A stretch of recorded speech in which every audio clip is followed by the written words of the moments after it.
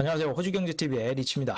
오늘은요, 2021년 4월 17일이고요. 제가 가지고 나온 보고서는 소비자 심리지수입니다. 오늘 소비자 심리지수인데 웨스트팩에서 나왔고요. 전번 영상을 보신 분들이 있는지 모르겠는데 전번 영상에서는 소비자 신뢰지수하고 소비자 경기지수 두 가지를 해드렸죠. 근데 이번에는 소비자 심리지수예요. 거의 비슷한 맥락이긴 한데 세부적으로 이제 볼 내용 중에 조금 중요한 내용들이 몇 가지 좀 있어가지고 여러분들한테 말씀을 드리려고 합니다. 그러니까 이것도 마찬가지로 설문조사 내용입니다. 이제 4월달 내용인데 4월달이면은 지금 4월 17일밖에 안 됐는데 벌써 이 내용이 나온 겁니까? 이렇게 물어보시는 분들이 있을 것 같아요. 근데 이거는 오지인포라는 데에서 전화 인터뷰로 한 1200명한테 18세 이상 분들한테 설문조사를 한 겁니다. 그러니까 4월 5일부터 해가지고요. 4월 10일까지 하는데 바로바로 집계를 해가지고 5일 동안 집계를 해서 이렇게 수치를 내보냅니다.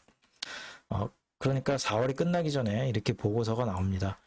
전체적으로 이제 보시면요. 이제 제목에서 나왔던 내용하고 비슷합니다. 그러니까 11년 내에 최고치를 갱신을 했다. 그러니까 오른쪽에 이제 보시는 그래프에서 2008년 금융위기가 터지고 나서 이렇게 쭉 내려갔는데 그 위에 다시 반등을 하면서 그 정도 레벨까지 지금 상승을 했다라는 거죠. 전체적으로 한번 보시면요. 소비자 심리지수가 평균선이 아까 전에 이렇게 나왔었죠. 101포인트 정도 되는데 그게 이제 뭐 코로나 때는 75까지 쭉 내려갔다가 그 다음에 3월 달에 많이 회복해 갖고 평균선을 이미 넘었다. 3월 달에 111포인트를 기록합니다. 그리고 4월 달은 118포인트를 기록하면서 전달 대비로 해가지고는 6.2%가 성장을 했네요. 이제 세부 내용으로 이제 조금 들어가게 되면 가정에서 재정 상태가 작년하고 비교했을 때 어떻습니까? 이렇게 물었고요. 그 다음에 이제 다음 12개월 동안은 어떨 것 같습니까? 이렇게 물어봤고요. 그 다음에 이제 경제적 상황이 다음 12개월 동안에 어떨 것 같습니까? 이렇게 물어봤고요. 그 다음에 장기적으로 앞으로 한 5년 후는 어떨 것 같아요? 이렇게 물어봤습니다. 그러니까 요거는 이제 심리적인 부분이라고 보시면 될 것 같아요. 그런데 아까 전에도 얘기한 것처럼 설문조사이기 때문에 4월 5일부터 4월 10일까지 5일간 1200명 성인 18세 이상 한테 물어본 결과이기 때문에 오차가 클 수 있습니다. 하지만 매달 발표를 하기 때문에 만약에 팔로우업을 하게 되면 이런 식으로 이제 뭐 3월달 그 다음에 4월달 이런 식으로 통계가 나오기 때문에요.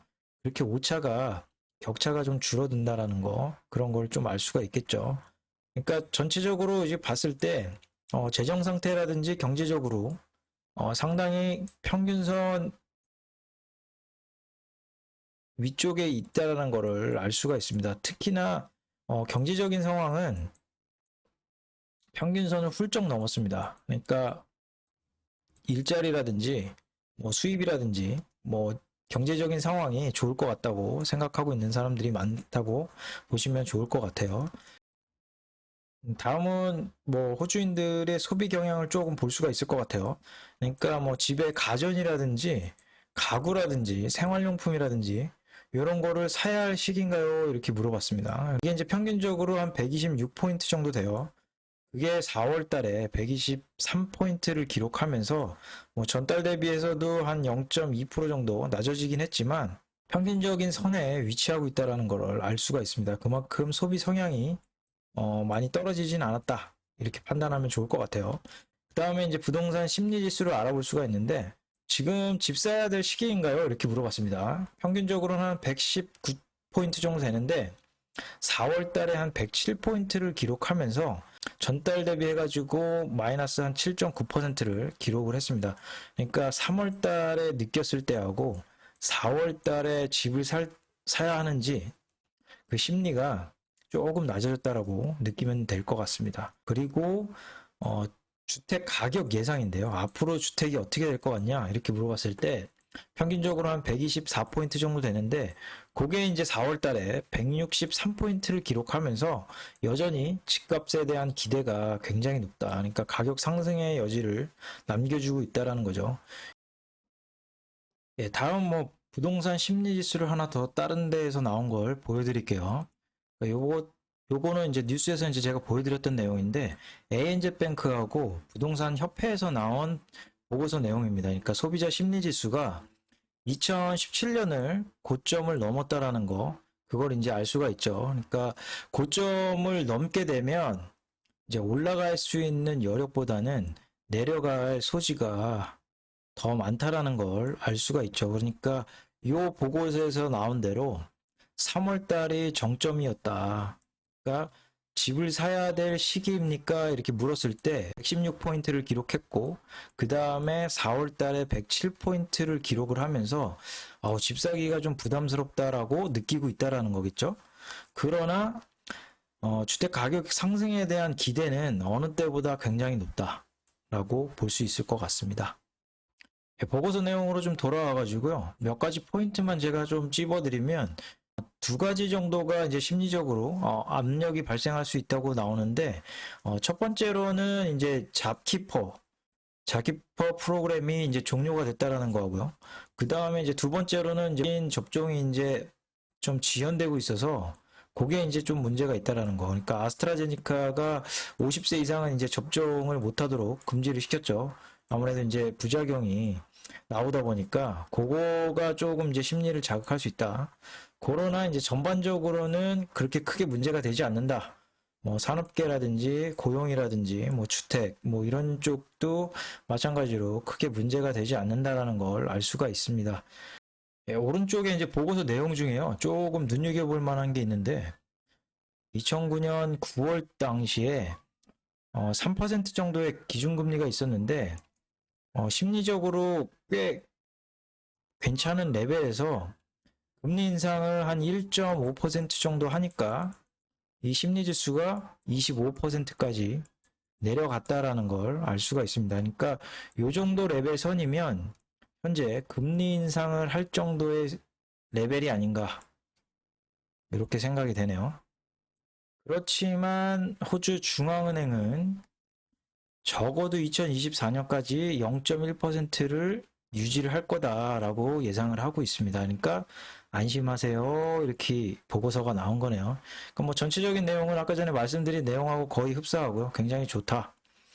부동산 시장이 이제 과열이 돼 있다 보니까 요즘 규제 얘기가 계속해서 나오고 있죠. 그런데 이제 웨스트팩에서 이제 보고 있는 거는 규제를 언제 들어갈 것으로 예상을 하고 있냐. 웨스트팩은 한 내년 중반 정도 돼야지 거시건전성 규제가 들어갈 것으로 예상을 하고 있는 겁니다.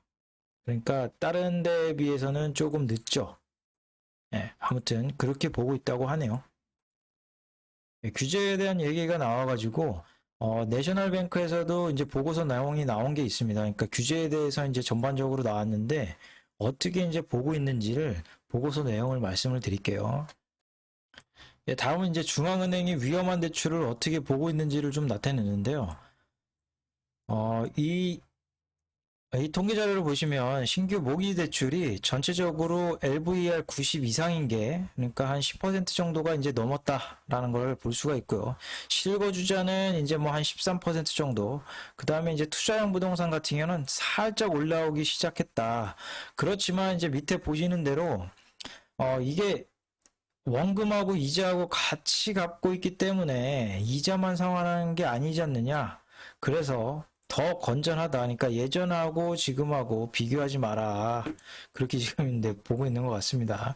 그러니까 이제 다음으로 이제 넘어가게 되면 요때가 이제 투자형 부동산 규제가 들어갔을 때예요. 그러니까 규제가 들어가니까 이제 투자형 부동산의 신용 성장이 이렇게 하락하는 모습을 보였다라는 거죠. 근데 지금 현재 투자형 부동산 같은 경우는 지금 굉장히 저점인데 지금 이게 규제가 들어가는 게 맞냐 그렇게 생각을 하고 있는 거고요.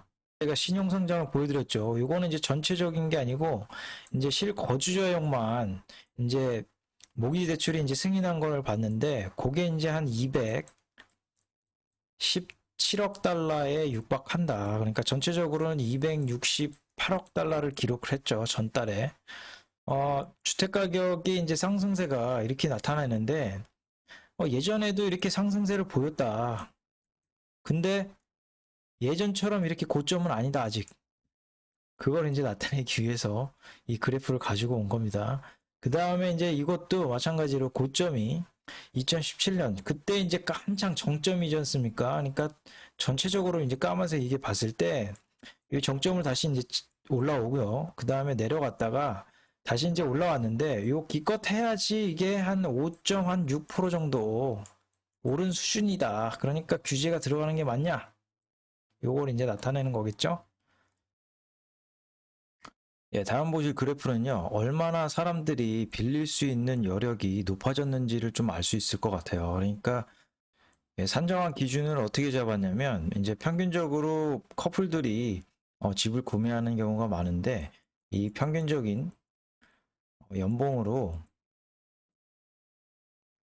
3년짜리 고정금리를 받아서 30년 모기지로, 그러니까 보증금을 20% 정도 해가지고 LVR은 80에 이제 맞추는 거죠. 그렇게 해가지고 맞춰서 봤더니 2019년도에 이제 금리가 한 모기지 금리가 한 요 정도 되는 것 같아요. 그러니까 한 4% 정도 살짝 왔다 갔다 하는 것 같아요. 요 정도였는데 그게 이제 많이 낮아져 가지고 지금 같은 경우는 2.19%를 기록했다. 그러니까 모기지가 늘어나면서 이제 구매할 수 있는 여력이 한 22% 정도를 넘어섰다라는 얘기죠. 그러니까 총 이 사람들이 이제 구매할 수 있는 여력이 생긴 게 83만 4,234불입니다. 그러니까 굉장히 많이 빌려주고 있는 거죠. 그러니까 저금리 환경으로 이제 들어갈수록 사람들이 더 많이 빌릴 수 있는 여력이 생겼다. 그런 거를 이제 나타내기 위해서 이 그래프가 이렇게 나왔습니다. 그 다음에 요거는 이제 전체적으로 봤을 때 모기지 신규 대출이 얼만큼 이제 은행에서 빌려줬느냐 나타낸 게 286억을 기록했다라는 거죠. 이게 조금 꺾였다. 네, 이것도 마찬가지고요. 요거는 소득 대비 해가지고 부동산 부채인데 그게 이제 조금 낮아져서 138%를 기록하고 있다. 근데 이제 이자 비용이 많이 낮아졌기 때문에 상대적으로 이제 부담이 적다. 그게 이제 소득 대비 해가지고 이자 비용이 한 4.91% 정도밖에 안 된다. 이렇게 나타내는 거겠죠. 내은행에서는 어떻게 보고 있냐면요. 두 가지 정도가 있어야지 규제 당국이 규제를 할 거다라고 보고 있는데요. 첫 번째는 이제 높은 LVR, 그러니까 뭐 90%라든지 아까 위에 나온 어, 위험한 대출, 그게 이제 하나 있고요. 그 다음에 이제 이자만 상환 대출, 그리고 다른 하나는 집값이 이제 크게 미친 듯이 상승하는 경우, 그 두 가지를 지금 보고 있다고 하네요.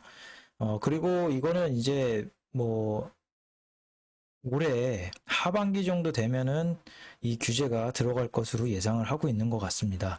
근데 이제 어떻게 들어가냐면 뭐 급하게 들어가는 게 아니고 예전처럼 이런 위험한 대출, 그러니까 LVR 90%라든지 이런 거에 이제 캡을 씌워가지고 못 빌리도록 하는 거죠. 그걸 이제 소프트하게 가이드라인을 줄 거다라고 예상을 하고 있습니다. 예, 다음은 이제 뭐 정부에서 이제 보는 뷰인데요. 그러니까 2022년에 지금은 이제 부동산 문제가 어젠다가 아직 안 됐죠. 정책적으로. 근데 뭐 2022년에 만약에 선거를 하게 되면 부동산 어젠다가 나올 수 있다라는 거죠. 그러니까 예를 들어서 주택 가격이 계속 상승하게 되면 랩에서는 계속 상승할 걸로 이제 보고 있다라는 거고 그 하우스 구매하는데 그 이슈가 이제 불거질 거다. 다음 이제 선거에서요. 그렇게 되면 류쇼튼하고 스코모가 이제 대결했던 네거티브 기어링이라든지 아니면은 금융소득세 그런 거가 나올 확률이 지금으로서는 상당히 적다라는 걸 지금 나타내고 있습니다. 그러니까 정부에서는 부동산 쪽에서 규제라든지 뭐 이런 내용이 아직까지는 보이지 않고 있다라고 말하고 있네요. 그러니까 뭐 규제가 랩에서는 올해 하반기에 나올 것으로 예상을 하고 있는 것 같습니다. 네, 규제를 먼저 시행하고 있는 뉴질랜드로 잠깐 넘어왔습니다. 보고서 나온 게 있었는데 그걸 이제 보다가 하나 나온 게 있어가지고 여러분들한테 설명을 드리려고 합니다. 그러니까 뉴질랜드 부동산 협회하고 ANZ뱅크 리서치하고 같이 나온 자료인데요. 보고서는 이제 매주 나옵니다. 그런데 이제 주제는 이제 틀리긴 한데요. 부동산 쪽에 이제 나온 게 있어갖고 말씀을 드리면, 오클랜드에 있는 경매 낙찰률하고 그 다음에 주택 가격입니다. 3월 달에는 이제 주택 가격이 2.7% 정도가 상승을 했고, 그 다음에 2월 달에는 이제 3.7%가 증가를 했습니다. 그게 이제 좀 떨어졌다는 얘기죠. 그러니까 처음으로 이제 규제가 시행을 하고 첫 달에 이제 성적표를 받았는데, 그게 이제 오클랜드 주택 가격 인덱스가 이렇게 떨어졌다라는 걸 알 수가 있습니다. 그러니까 경매 낙찰률 이쪽 선으로 돌아왔다라는 걸 알 수가 있겠죠. 그렇지만 가격이 급격하게 떨어질 것으로 예상을 하지는 않고요. 이거는 이제 천천히 둔화할 것으로 예상을 하고 있습니다. 네, ANZ뱅크에서는 그렇게 보고 있네요.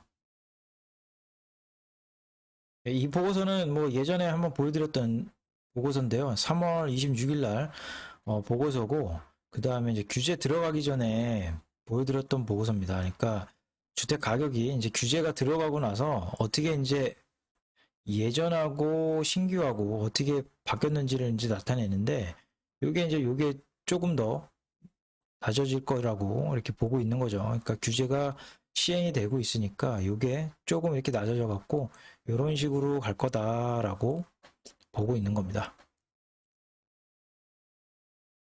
아까 전에는 규제 얘기를 드렸지만 가격 전망을 말씀드리면요. 요번에 이제 경제위원회 청문회가 은행별로 있었죠. 그러니까 커먼웰스에서 이제 지금 보고 있는 거는 올해 한 주택 가격이 한 10% 정도 상승할 걸로 보고 있고요. 그 다음에 웨스트팩은 뭐 전 영상에서도 말씀드렸는데 올해 10%, 내년 10% 보고 있다라는 거고, 그 다음에 뭐 랩 같은 경우는 정확한 수치는 제시는 안 했는데 10% 이상 보고 있다. 그리고 가장 긍정적으로 보고 있는 ANZ뱅크 같은 경우는 올해 17% 폭등할 걸로 보고 있습니다. 그리고 규제는 커먼웰스하고 웨스트팩은 뉴스에서도 말씀드렸지만 규제가 필요 없다 이렇게 얘기를 했고요. 그나마 이제 ANZ뱅크에서 규제가 할 때 되면 필요할 것 같다 이렇게 얘기를 했고요. 조금 의미심장한 말이 있어가지고 그거를 이제 이렇게, 엘리엇은 금리가 언제 상승할지 예측할 수는 없지만 필연적으로 상승할 것이며 대출자들은 향후 더 높은 금리를 충족할 수 있는 능력을 평가받고 있다고 말합니다. 그러니까 전에도 제가 캐치를 못해가지고 말씀을 못 드렸는데, ANZ뱅크 엘리엇이 전에도 고정금리 대출이 오를 수 있다 이렇게 얘기를 했는데, 그 다음에 얼마 지나지 않아서 커먼웰스가 고정금리를 인상을 했죠. 그러니까 이것도 조금 눈여겨볼 필요가 있을 것 같아요. 그러니까 필연적으로 상승할 것. 그러니까 제가 봤을 때 은행들은 대비를 하고 있다라고 볼 수 있을 것 같습니다. 4대 은행 말고 AMP에서 보고 있는 쉐인 올리버 예상치는 올해는 한 15% 정도 상승할 걸로 보고 있고요. 그 다음에 내년에 한 5% 상승. 다만 AMP에서 지금 보고 있는 거는 24년까지 금리 인상 없을 거다 이렇게 얘기를 했는데, AMP에서는 조금 일찍 앞당겨 가지고 2023년에 금리 인상을 할 것으로 보고 있습니다. 금리 인상을 한다는 얘기는 그래서 10% 정도가 하락할 수 있다라고 예상을 하고 있습니다. 대표적인 뭐 비관론자죠. 마틴 노스 같은 경우는 올해 하반기부터 주택가격 상승률이 둔화를 하기 시작할 거다라고 예상을 하고 있고요. 전국적이 아니고 시드니하고 멜번에서는 한 5에서 한 8% 정도 하락을 예상하고 있네요. 요거는 이게 언론사에서 이렇게 나왔는데, 그 마틴 노스가 항상 발표하는 분기별로 발표하는 시나리오별로 이렇게 나뉘는 게 있어요. 그러니까 그 퍼센테이지를 한번 가능성을 한번 봐야 될 것 같아요. 나중에 나오게 되면 또 말씀을 드리도록 하겠습니다. 아무튼 오늘 소비자 심리 지수부터 해가지고 마무리는 또 부동산으로 끝났네요. 예, 아무튼 오늘 여기까지 시청해 주셔서 너무 감사드립니다.